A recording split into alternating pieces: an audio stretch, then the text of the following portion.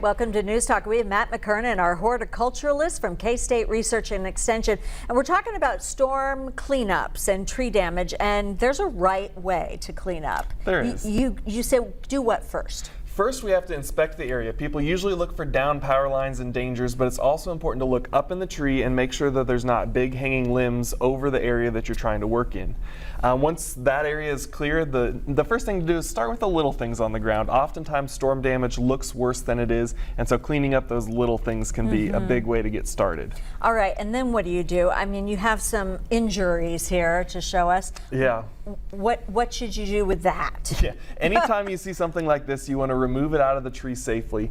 Ideally, what we want to do is we want to cut these branches back to the next permanent branch that's growing in the tree, or all the way back to the trunk. We want to make sure that we don't leave any big stubs or dead sections of the tree, and we also want to make sure we don't cut too close to the trunk or to an existing branch where we're going to damage it. Give it yeah. an inch or so so. Ideally, what we look for is what we call this branch bark ridge and branch collar. You'll see these rippled areas of the bark here. We want to cut just outside of those, and usually when you do this, the branch that you're going to cut, that wound is going to be pretty circular in shape. It means you're in the right spot. What you don't want is when a branch falls to leave a splintered remain. So a lot of people, when we have branches fall out of the tree, you're going to clean up the part that's fallen out, but it's also a good idea to go back into the tree, look at these branches where they fell, and actually prune those broken branches back either to the trunk or an existing branch, so that we limit decay that can enter here, and we also limit the amount of disease or insects that could infest this partially broken branch as well.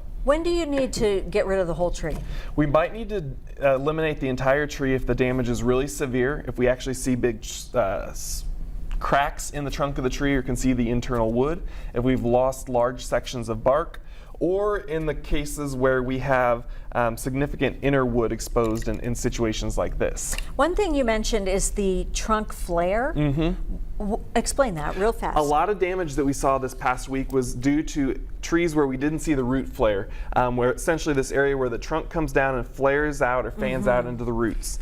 If we don't see that, we want to actually dig down and expose that so that we avoid stem girdling roots that are going to restrict the trunk and be more likely to blow over or be pulled out of the ground in future storms. That's interesting. So it's more like a stabilizer, and if we buried the stabilizer, you're in trouble. Absolutely. Thanks, Matt. Of I think I course. learned quite a bit. Good. We'll be right back.